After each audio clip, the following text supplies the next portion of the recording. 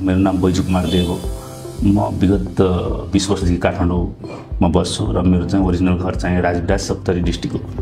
म अहिले बज्र कन्स्ट्रक्सन प्राइभेट लिमिटेडमा कार्यरत छु अनि विगत 10 वर्षदेखि म यो हाइड्रो पावर सेक्टरमा एज अ फाइनेन्स म्यानेजर काम गर्दैछु अनि करेन्टली म doctor of business administration golden gate युनिभर्सिटीबाट युएस सान फ्रान्सिस्कोबाट गरिरहेको छु र फाउन्डेसन पासआउट भएर अहिले कन्सल्टेसन फेजमा छु र कन्सल्टेसनमा पनि 4वटा जुन कन्सल्टेसन हुन्छ त्यसमा मैले चाहिँ लिडरसिप एन्ड स्ट्राटेजी मैले चुज गरेको छु।